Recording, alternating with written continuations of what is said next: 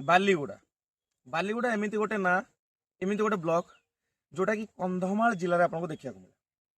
କନ୍ଧମାଳ ସେଇ କନ୍ଧମାଳ ଯାହାର ହେଡକ୍ୱାର୍ଟର ଫୁଲବାଣୀ, ଆପଣମାନେ ତ ଆଗରୁ ନିହାତି ଶୁଣିଥିବେ। ମୁଁ ଆସିଥିଲି ଗୋଟେ ଦିନ ବାଲିଗୁଡ଼ାରେ ଗୋଟେ ଫଙ୍କସନ୍ ଆଟେଣ୍ଡ କରିବା ପାଇଁ। ମୁଁ ଜଷ୍ଟ ଗୋଟେ ମେସେଜ ପକେଇଲି କି ମୁଁ ବାଲିଗୁଡ଼ା ଯାଉଛି।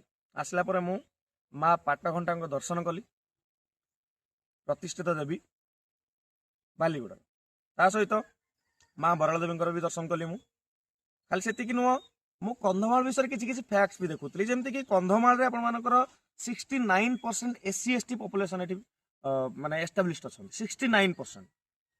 ତା ସହିତ ଦେଖନ୍ତୁ, ଯୋଉ ଜାଗାରେ ST ପପୁଲେସନ ଅଧିକା ସେଇ ଜାଗାରେ ଫରେଷ୍ଟ କଭର ଅଧିକା ଚାନ୍ସେସ୍ ଅଧିକା ଥାଏ। ଏଠି ଫରେଷ୍ଟ କଭର କେତେ? 67% ରହୁଛି। ମାନେ 33% କୋଉଠି ଆଉ 67% କୋଉଠି? ଏବେ ମୁଁ ଗୋଟେ ଘାଇ ପାଖକୁ ଆସିଛି। ଘାଇର ନାଁ ଆପଣମାନେ ମତେ କମେଣ୍ଟ ସେକ୍ସନରେ କହିବେ।